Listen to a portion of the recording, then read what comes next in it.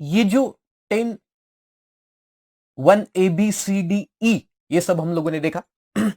इसके ऊपर अब कुछ क्वेश्चंस करते, ओके, जो आपका सबसे पसंद वाला पूरे सिलेबस में, मतलब मुझे बहुत सारे स्टूडेंट बोलते हैं कि सर हमें क्वेश्चंस करवाओ, तो ये क्वेश्चन सब हम लोग करते हैं इसके ऊपर। ओके गाइज, अगेन मैं रिक्वेस्ट करूंगा, क्वेश्चंस पढ़ने के बाद आप आपके मन में पहले आंसर समझ लो लेक्चर को पॉज करके, और फिर मैं जो सोच रहा हूं, मैं जो बता रहा हूं, और वहां जो लिखा है वो आप सही सोच रहे हो या नहीं वो टैली करो। ओके चल लेट्स स्टार्ट। देखो सेक्शन 10 पे क्वेश्चंस देखो।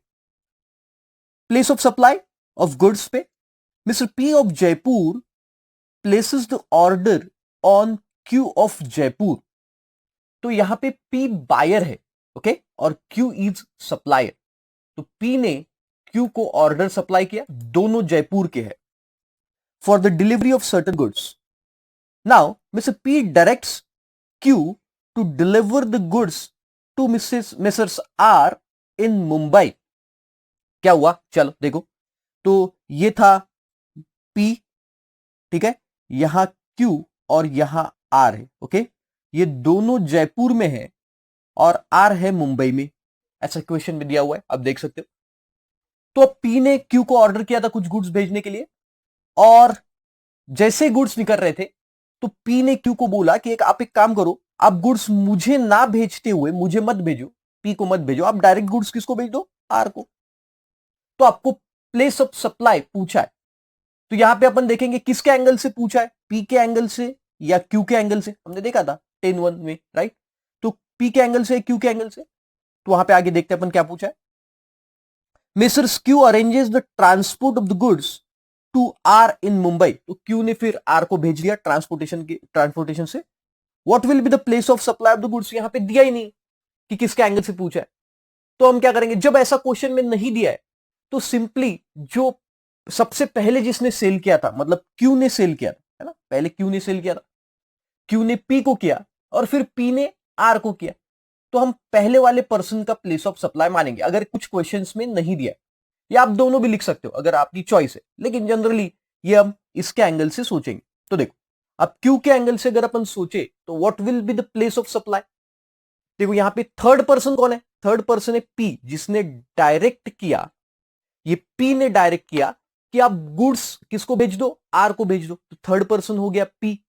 तो हमारे लिए पी का location is the place of supply. Okay, तो पी का लोकेशन कहां पे है, जयपुर में। 10-1 ए हम देखते आए, याद होगा आपको, मैंने बताया था, बहुत डिटेल में बताया था मैंने, राइट। तो पी का लोकेशन जयपुर में और क्यू का भी लोकेशन जयपुर में। तो पी का लोकेशन मतलब Jaipur is a place of supply, और यहां पे सीजीएसटी एसजीएसटी लग जाएगा। ओके, तो देखो वहां पे in this case there are 3 parties involved, 3 party involve है। पार्टी क्यू सप्लायर है, main supplier. First buyer P, जिसको अपन द थर्ड पर्सन बोलेंगे, who is not a recipient, actual goods इसको नहीं मिले, एंड एक्चुअल रेसिपिएंट है आर। ऐसे 3 पार्टीज है, आर महाराष्ट्र का है। हियर दो the delivery of the goods is takes place in Mumbai, that is Maharashtra, but 10(1)(b) of IGST Act 17, the goods are deemed to have been delivered by the third person on whose direction the goods are delivered। मतलब जिसके direction पे goods deliver हुए उसी के place को हम place of supply मानते हैं। That is Mrs P, and therefore the place of supply of the goods shall be Jaipur and in Rajasthan, where the P has his principal place of business। और यहां पे क्या लगेगा फिर, SGST and CGST, क्योंकि Q भी जयपुर का है सप्लायर और P भी जयपुर। Simple as. क्वेश्चन में नहीं दिया है कि P का प्लेस ऑफ सप्लाई या Q का, तो मेन सप्लायर का प्लेस ऑफ सप्लाई देखेंगे। ओके, मेन सप्लायर, तो यहां मेन सप्लायर कौन था, main supplier was Q। Great, then from the following information determine the place of supply of the goods as per section 10(1)(b) of IGST Act, where the goods are delivered by the supplier to the recipient on a direction of a third person। वही same case, तो third person के direction से goods send हुए किसी और को, 10(1)(b). During the course of movement of the goods also determine the nature of supply, whether it is interstate or it is intra state supply. Okay, let's see क्या information दिया। देखो, तो supplier और उसका लोकेशन हमको दिया हुआ है। तो सप्लायर देखो ए लिमिटेड है, सभी जगह ए लिमिटेड सप्लायर जयपुर का है। ग्रेट।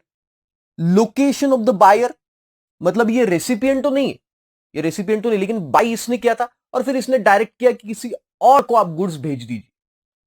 तो लोकेशन ऑफ बायर, और we can call it as a third person who directs the supplier कि आप गुड्स यहां यहां भेज दो। तो पहले केस में बी लिमिटेड है, दूसरे केस में एम लिमिटेड, तीसरे केस में एस लिमिटेड और चौथे केस में M limited. Then recipient and his location, कहां ये गुड्स एक्चुअल में रेसिपिएंट मतलब लोकेटेड कहां है, और place of delivery, place of delivery कहां हुआ, तो जहां रेसिपिएंट है वहीं प्लेस ऑफ डिलीवरी।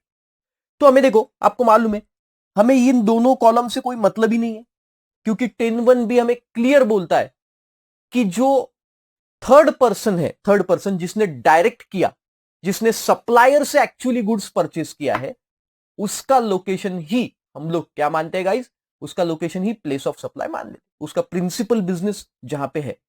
तो हमें दिया देखो, A is the supplier A limited जो जयपुर का है, और बायर थर्ड पर्सन है जयपुर का बी लिमिटेड। भले ही उसने बाद में डायरेक्ट किया कि आप एम लिमिटेड को भेज दो मुंबई के, लेकिन उससे हमें कोई लेना देना नहीं, हम इन दोनों के बीच का ट्रांजैक्शन देखेंगे। और यहां ये इंट्रास्टेट सप्लाई हो गया, तो सीजीएसटी और एसजीएसटी लग जाएगा। देख लो आंसर। सेकेंड केस में देखो, ए लिमिटेड जयपुर का, एम लिमिटेड मुंबई का, थर्ड पर्सन, तो यहां इंटरस्टेट सप्लाई हो गया, तो यहां आईजीएसटी लगेगा। फिर थर्ड केस में A limited Jaipur, S limited Surat, यहां भी इंटरस्टेट सप्लाई आईजीएसटी, और A limited Jaipur, M limited Mumbai, यहां भी सेम, हम लोगों को इंटरस्टेट सप्लाई मान के आपको आईजीएसटी लगाना पड़ेगा, और प्लेस ऑफ सप्लाई होंगे Jaipur, Mumbai, Surat and Mumbai, in all the 4 case respective. Okay, तो जहां रेसिपिएंट का लोकेशन एक्चुअल जहां पे गुड्स रिसीव हो रहे, उससे हमें कोई लेना देना नहीं। If we consider the supply between A limited and a third person, हम ए लिमिटेड के एंगल से सोच रहे हैं, ध्यान देना मैं वापस बोल रहा हूं, ए लिमिटेड के एंगल से सोच। ओके, अच्छा, जहां क्वेश्चन में नहीं दिया है वहां मेन सप्लायर के एंगल से सोचेंगे आप, राइट। देन नेक्स्ट वन देखो क्या है।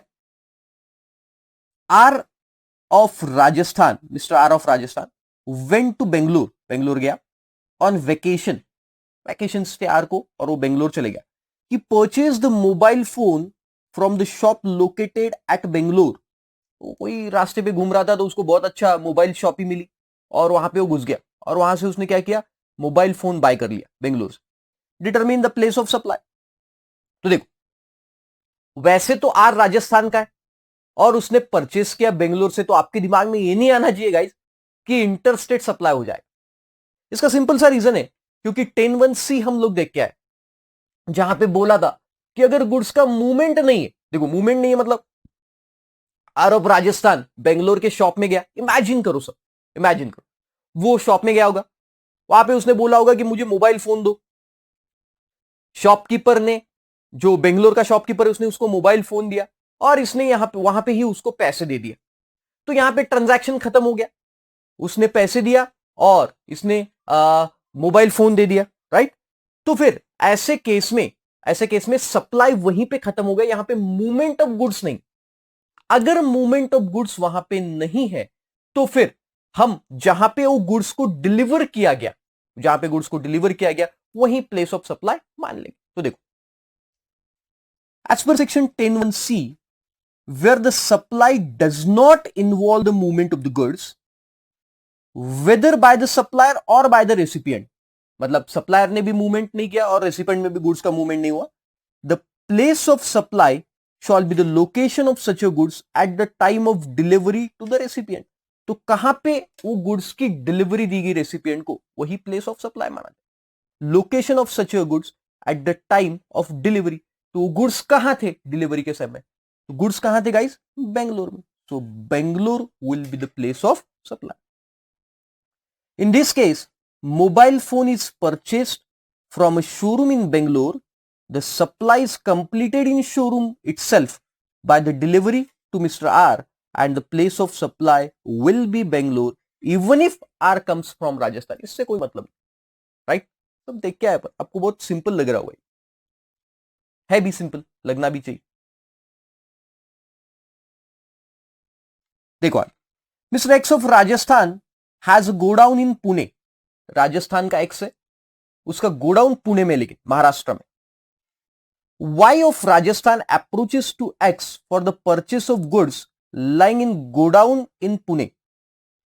तो क्या हुआ कि Y राजस्थान का एक पर्सन है, वो पुणे में आया और पुणे में उसने गुड्स देखे, X के गोडाउन के गुड्स. X भी राजस्थान का है, लेकिन उसका गोडाउन, प्रिंसिपल प्लेस वहां पे, godown is again place of business, and takes the delivery from the Pune godown. अब देखो, Y राजस्थान का है, लेकिन वो पुणे में आया और उसने वहीं पे डिलीवरी ले लिया गोडाउन से. मतलब सप्लाई वहीं पे ही कंप्लीट हो गया, सेल वहां पे ही कंप्लीट हो गया, राइट? वाई ने एक्स को पैसे दे दिए होगा पुणे में, और पुणे में ही एक्स ने वाई को गुड्स भी दे दी, तो सप्लाई खत्म हो गया, राइट? मतलब 10(1)(c एप्लीकेबल हो गया. Mister X issues the invoices on the sale of goods at his principal place of business in Rajasthan. Determine the place of business, place of supply of the goods. ये कहां से bill issue कर रहा है, उससे कोई लेना देना नहीं. ये देखो, इनवॉइस एक्स ने कहां से इशू किया, राजस्थान से, उससे कोई लेना देना नहीं. लेकिन हमें क्या देखना है, प्लेस ऑफ सप्लाई. तो 10(1)(c क्या बोलता है कि कहा, जब ये गुड्स की डिलीवरी हो रही थी, वो मूवमेंट आपको देखना है, क्योंकि यहां मूवमेंट ऑफ गुड्स नहीं है. गुड्स का मूवमेंट हुआ क्या, पुणे से राजस्थान गए क्या गुड्स? नहीं. सप्लाई खत्म हुआ Pune itself, supply completed in Pune itself. तो ऐसे केस में 10(1)(c एप्लीकेबल होगा, right?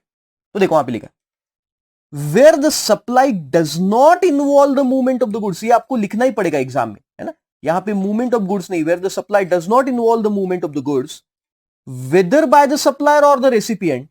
The place of supply क्या होगा, the location of the goods at the time of delivery to the recipient.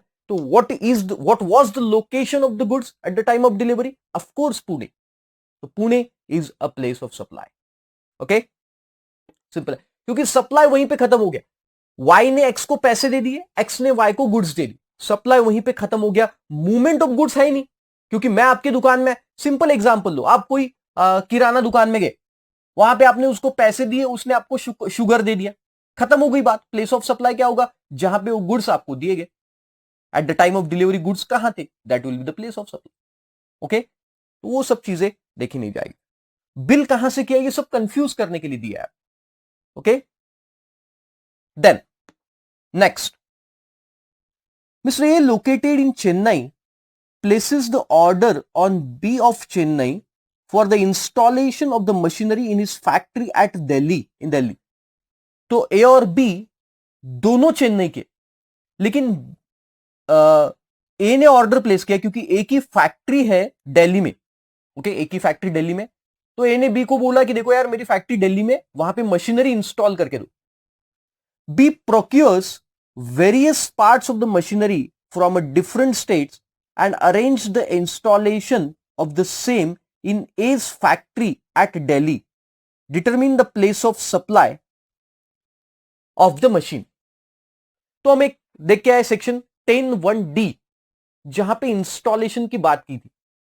तो अगर गुड्स को इंस्टॉल किया जाता है ना, गुड्स को इंस्टॉल किया जाता है साइट पे इंस्टॉल किया जाता है, तो जहां गुड्स को इंस्टॉल किया जाएगा, जिस स्टेट में गुड्स को इंस्टॉल किया जाएगा, that would be the place of supply. तो इस केस में दिल्ली में फैक्ट्री है और दिल्ली में ही गुड्स को इंस्टॉल किया जाए, भले ही क्यों ना ए और बी दोनों चेन्नई के, उससे कोई लेना देना नहीं. The place of supply would be Delhi. देखो, where the goods are assembled और installed at a site, the place of supply shall be the place of installation or assembly. जहां पे installation और assembly हो. In this case, the place of supply shall be the place where the goods are installed, that is in Delhi, even though A and B are both from Chennai. उससे कोई लेना देना, A और B कहां पे, उससे कोई लेना देना. बहुत सिंपल क्वेश्चंस है. Okay, then determine the place of supply of the goods in the following cases and also state the nature of supply and type of tax leviable, ये पूरा क्वेश्चन आपको पढ़ना पड़ेगा। नेचर ऑफ सप्लाई कौन सा है, मतलब इंटर स्टेट है, इंट्रा स्टेट है, और कौन सा टैक्स लेवी होगा वो भी बताना है।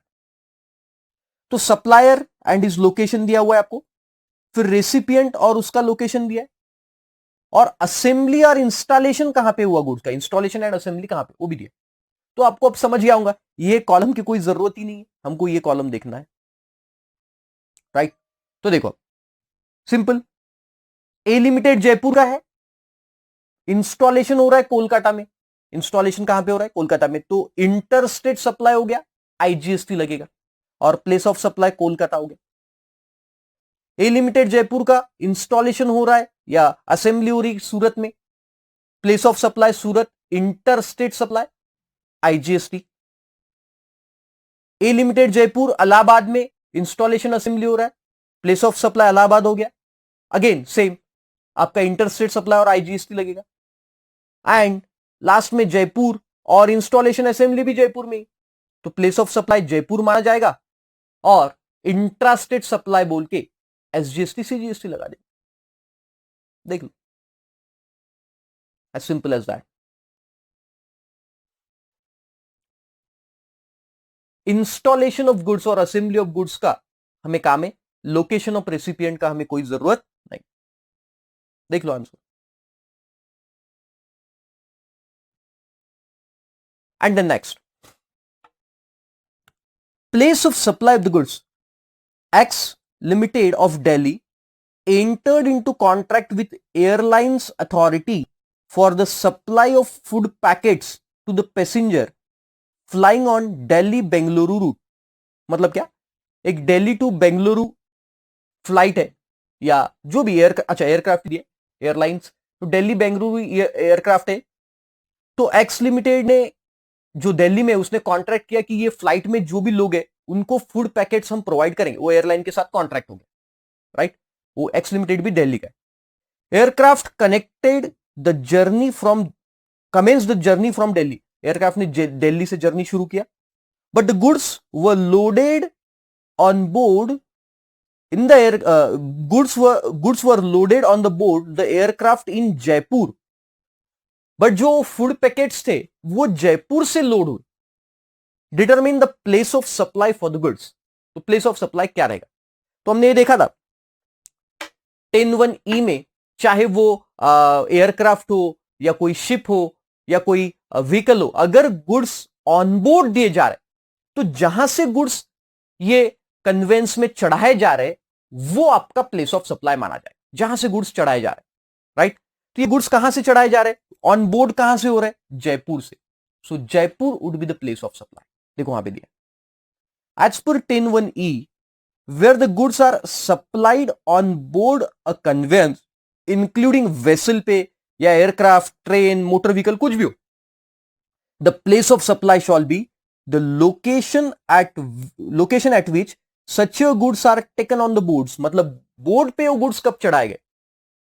इन द प्रेजेंट केस देखो, the supply shall B place of loading of the goods on board the aircraft that is Jaipur irrespective of commencement और डेस्टिनेशन ऑफ एयर, कहां से चालू हुई उसकी जर्नी, कहां खत्म हुई एयरक्राफ्ट से, उससे हमें कोई लेना देना नहीं है। गुड्स बोर्ड में कब चढ़े, गुड्स ऑन बोर्ड कब टेकन हुए वो हमें देखना है, and goods on board taken हुए जयपुर में, and hence the place of supply would B Jaipur. Okay, simple example.